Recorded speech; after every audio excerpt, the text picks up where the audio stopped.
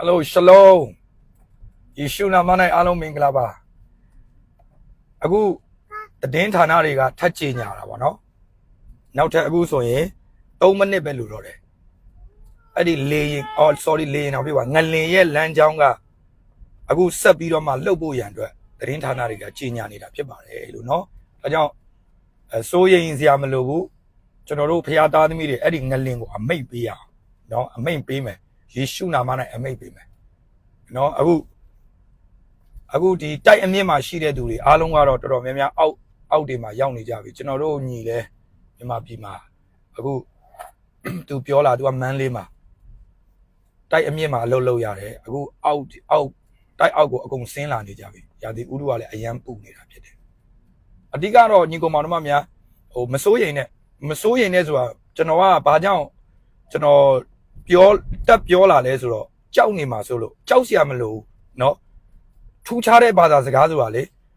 တခြားစကားတွေရှောက်ပြောတာမဟုတ်အခုချိန်မှာလူတိုင်းကြောက်နေတဲ့အချိန်မှာကျွန်တော်တို့ပြောရမယ်ထူးခြားသောဘာသာစကားတွေ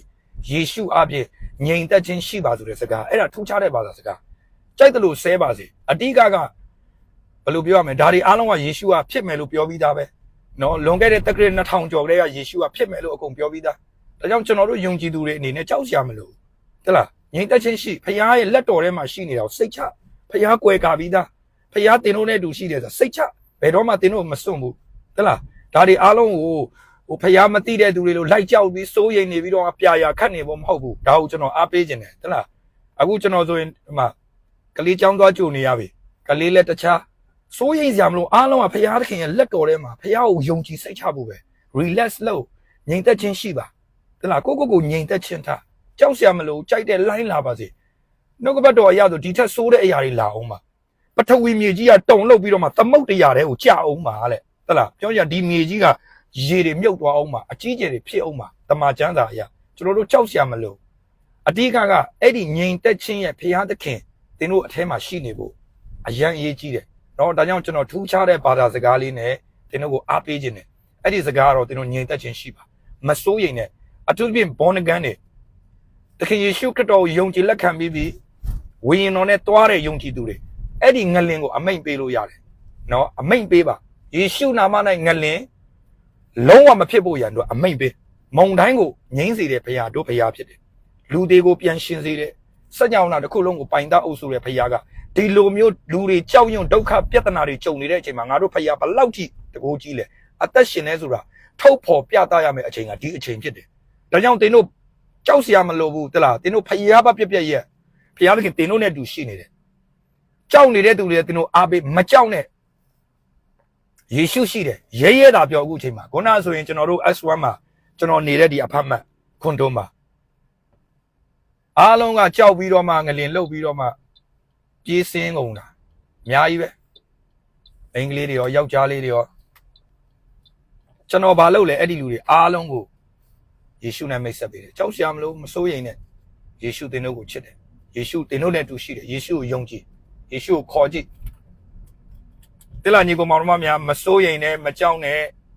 အဲ့ဒါဘုရားရဲ့စကားဖြစ်တယ်ဘုရားသခင်နှုတ်ကပတ်တော်ထဲမှာအတိအကျပြောပြီးသားနော်365ချိန်ပြောပြီးသားမစိုးရိမ်နဲ့လို့ပြောတယ်မကြောက်နဲ့လို့ပြောပြီးသား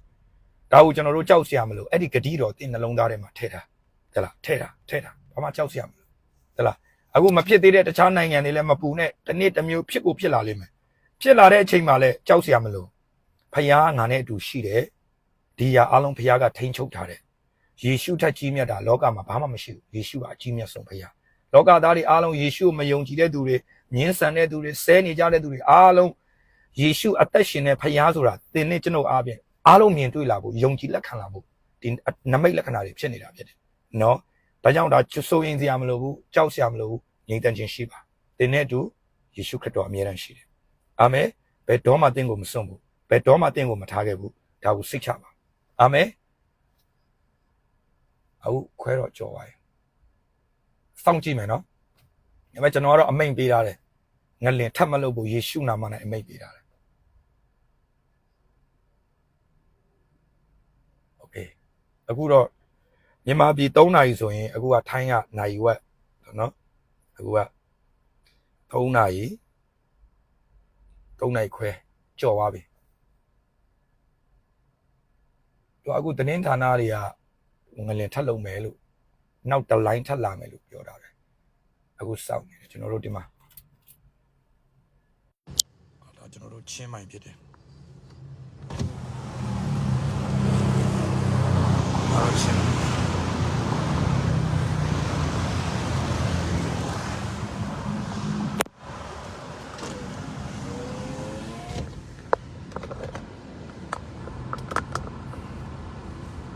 ချင်းမိုင်မှာဖြစ်နေတယ်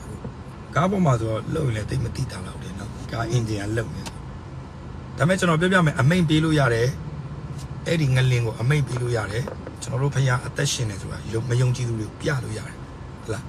ဒါကြောင့်အခု live ထဲမှာကြည်နေတဲ့ညီကောင်မောင်နှမတွေယေရှုကိုမယုံကြည်သေးဘူးဆိုရင်တင်တို့အခုချိန်မှာတက်တေတောင်းဘလို့တက်တေတောင်းအောင်တင်ကြောက်နေတယ်မလားမကြောက်အောင်ငြိမ်သက်ခြင်းရှိအောင်တောင်းယေရှုရဲ့ငြိမ်သက်ခြင်းပေးပါဒီဖခင်အသက်ရှင်နေတင်စိုးရိမ်နေတယ်ကြောက်နေတယ်ဒီနော်အခုဒုက္ခကြုံနေဆိုယေရှုရဲ့ကဲပါလို့ပဲဆုတောင်းတော်ကျန်းတာဗျကျွန်တော်ဘဝမှာကျွန်တော်အသက်32နှစ်ရှိပြီ92ဘုံဖြစ်တယ်ကျွန်တော်ဘုံက92 92ခုဖွာကျွန်တော်တက်မှာလေဟိုအရင်တော့ဆိုကျွန်တော်ကအရက်မူးပြီးအိပ်ပျော်နေတဲ့အချိန်ဆိုရင်ညဆိုရင်မနဲ့မိုးလင်းတော့အဖွားတွေအတော်တွေအမေတွေကဝိုင်းပြီးပြောကြအေးမနေ့ညငလင်လှုပ်သွားတိလာလူကြီးတွေကြတော့သူတို့ကညက်နဲ့မှအိပ်ပျော်တဲ့အဖွဲ့တွေဆိုကျွန်တော်တို့ကမိုးပြီးပြန်လာအိပ်ကြသွားရင်ကျွန်တော်ဘာမှမသိတော့အဖွားတွေအမေတွေအတော်တွေကမနဲ့ sorry ထားပြောဟောလာငလင်လှုပ်သွားတာကြားပဲကြားဘူးတယ်ဒီလိုလက်တွေတစ်ခါမှခံစားရဘူးဒါပေမဲ့ဒီနေ့ကတော့တကယ်ကျွန်တော်လည်းဂျေဇုတော်ကဘာလုပ်နေလဲဆိုတော့ဖခင်ကိုးကွယ်နေတာကျွန်တော်ယေရှုကိုချီးမြှောက်နေတာအခန်းထဲမှာယေရှုကိုချီးမွမ်းကခုံနေတာကက်ကိုးကွယ်နေတာမျက်မှောက်တော်ထဲမှာကျွန်တော်ဘောက်ကိုဒီလိုအတန်ချက်ဖို့ဘောက်နဲ့ကိုးကွယ်နေလေအတန်နည်းနည်းတိုးချက်ဖို့လုပ်တော့ကျွန်တော်ခန္ဓာကိုယ်ကြီးကရိုင်းလာတယ်ဟာငါဘာမှဖြစ်တာလဲပေါ့ဖယားတာကိုးကွယ်နေတာလူရတာဘာမှဖြစ်တယ်လို့တခုတော့ဖြစ်သွားတယ်လှုပ်နေဟာငါမဟုတ်သေးပါဘူးနောက်တော့ထက်ကင်တော့အဲ့ဒီလှဲ့တဲ့အပေါက်ကိုအဲ့ဒီအတန်ချက်မဲ့အဲ့ဒီ rain down လေးကိုကျွန်တော်ပါလဲဆိုလှဲ့လို့လက်ကမရောက်နိုင်တခြားနေရာရောက်တော့ဟာငါတခုမြန်ဖြစ်နေတာလားကြည့်တော့ဘေးပတ်ဝန်းကျင်ကိုကြည့်လိုက်တော့အပင်တွေလှုပ်နေဟောဒါလေပဲတိုက်တာဆိုထပ်လှုပ်တော့မရဘူးဟာဘာဖြစ်တာလဲပြီးကြတော့မှတီးသွားပြီကျွန်တော်အပြင်ကိုအခန်းပြင်ကနေထွက်တော့ကျွန်တော်ဇနီးတယ်ငလင်လှုပ်နေတာလေဟာအကျန်းကြီးပဲလို့ငလင်ကြီးဟိုတယောက်ကကွာဒီလိုလေအိမ်ကိုဒီလိုလာကင်လှုပ်နေတယ်လို့ကြီးလေအဲ့လိုကြုံရတာတလားကျွန်တော်အဲ့အချိန်မှာဘုရားရဲ့နှုတ်ကပတ်တော်ကျွန်တော်ဗာပြောလဲဆို46ခုမြောက်သောဆာလံအဲ့ဒီကကျွန်တော်ဘုရားစကားပြောတယ်ဘုရားသခင်ကငါတို့ခိုးလုံရဖြစ်ပြီးခွန်အားကိုပေးတော်မူပြီးဘေးရောက်သည့်ကာလအထူးသဖြင့်ခုမတော်မူကြောင့်ထင်ရှားလက်ရှိတယ်ထို့ကြောင့်ပထဝီမြေကြီးသည်ရွေတောင်များလှုပ်ရှားလေသမုတ်တရားတို့ကြာတော့လေငါတို့ဒီကြောက်လန့်ခြင်းမရှိဝေါတောင်များတုံလှုပ်ပြီးတော့မှနော်သမုတ်တရားတွေကိုကြာရင်တော့ငါတို့ကြောက်စရာမလိုဘူးဘာကြောင့်လဲယေရှုငါတို့နဲ့တူရှိနေတယ်ငါဒီတင့်ကိုမစွန့်အလင်းပြေးပြီးမထားအဲ့ဒါပဲဒါကြောင့်ဖခင်အသက်ရှင်တာမရှင်တာဆိုဒါပဲဖခင်အသက်ရှင်တဲ့ဖခင်ဆိုတာလူတွေကိုတကယ်ပဲကြောင်ယုံတဲ့အချိန်မှာကာကွယ်နိုင်တဲ့ဖခင်ဖြစ်ရမယ်ဖခင်စစ်ဖခင်မှန်ကလူတွေစိုးရိမ်နေတဲ့အချိန်မှာငြိမ်သက်ခြင်းကိုပေးရမယ်လူတွေဒုက္ခရောက်နေတဲ့အချိန်မှာကယ်တင်နိုင်တဲ့သူဖြစ်ရမယ်ပြီးရင်သေခြင်းမှာလမ်းဆုံးလို့မရဘူးအသက်ရှင်တဲ့ဖခင်သေခြင်းမှန်ကိုအောင်မြင်ရတယ်ဒါပဲဖခင်ကျွန်တော်အဲ့နဲ့စကားငြိမ်သက်ခြင်းရှိအလူတွေအများကြီးអော်ပြီးတော့ပြေးစင်းသွားတာ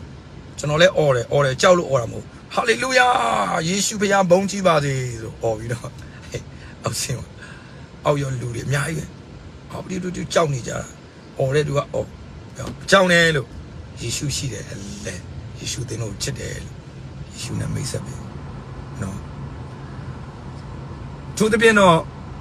တခြားကျွန်တော်တို့ဒီချင်းမိုင်တို့ဒီကျွန်တော်နေတဲ့ချင်းမိုင်မြို့တော့ကျွန်တော်တို့ဒီငလင်ကိုယေရှုနာမနဲ့အမိန့်ပေးတာတခြားတိုင်းနိုင်ငံမှာနေတဲ့သူတွေအမိန့်ပေးငလင်ကိုနော်အဲကြောင့်လဲဆိုတော့ဒါကျမ်းစာထဲမှာပါတယ်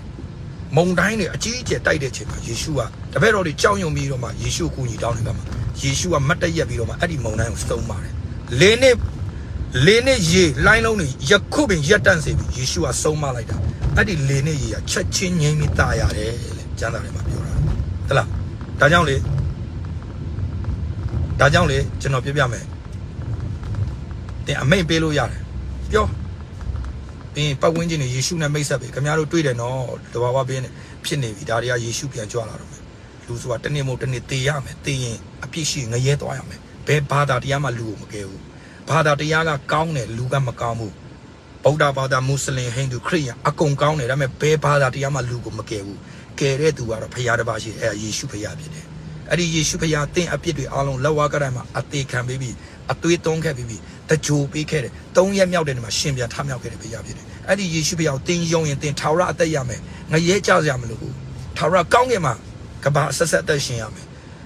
ပြီးရင်လောကမှာအသက်ရှင်နေတဲ့အချိန်မှာလည်းဒီလိုဒုက္ခပြဿနာတွေကြုံငြိမ်သက်ခြင်းနဲ့ကြွယ်ဝခြင်းနဲ့အောင်မြင်ခြင်းကျမ်းမာခြင်းနဲ့ယေရှုအားဖြင့်နေထိုင်ရတဲ့အခွင့်ကိုရရှိမယ်လို့သင်စပြီးတော့မှသက်သေခံမှာယုံကြည်သူများဒါသင်အတွက်အခွင့်ကောင်းဖြစ်တယ်ကျွန်တော်ကတော့ကျွန်တော် pastor ရဲမထက် page ကတော့ရှင်းရှင်းပဲကျွန်တော်ကိုရေးကိုတာလည်းမတင်ဘူးဘသူအကြောင်းမှလည်းမတင်ဘူးကျွန်တော်တင်တာယေရှုအတွက်ပဲယေရှုကိုလူတိုင်းရမယ်နံပါတ်1ကျွန်တော်မြန်မာနိုင်ငံသားဖြစ်တဲ့ကြောင့်ကျွန်တော်မြန်မာနိုင်ငံသားတွေအားလုံးနံပါတ်1အကုန်ယေရှုကိုရမယ်နံပါတ်2ကျွန်တော်လူသားဖြစ်တဲ့ကြောင့်ကမ္ဘာမှာရှိတဲ့လူတွေအားလုံးယေရှုကိုရမယ်အာမင်ဒါကျွန်တော်ရဲ့နှလုံးသားပဲကျွန်တော်ယေရှုကိုရဖို့ယေရှုကိုရရင်ကျွန်တော်တန်ပြီကြိုက်တယ်လို့ကောင်းကင်နိုင်ငံပြန်မယ်ကြိုက်တယ်လို့ဖြစ်အရှင်လက်လက်ချီတောင်းခြင်းပါမှာမသိဘူးဒါပေမဲ့ယေရှုကိုတစ်ကမ္ဘာလုံးရမယ်ကျွန်တော်တို့အာမင်နော်โอเคနာရီကတော့3နာရီခွဲမှာလုံမယ်လို့ပြောပေမဲ့လည်းအခု3နာရီ40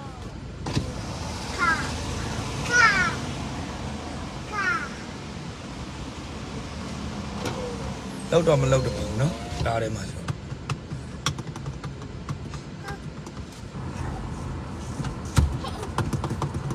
အခုကားထဲမှာဆိုတော့လောက်လားမလောက်လားတော့ကျွန်တော်လည်းသိမသိဘူးကိုကိုယေရှုချစ်တယ်လို့နှုတ်ဆက်လာ Jesus love you လို့ Okay အားလုံးကိုဘုရားသခင်ကောင်းချီးပေးပါစေเนาะယေရှုဘုရားသခင်ကိုချစ်တယ် bye bye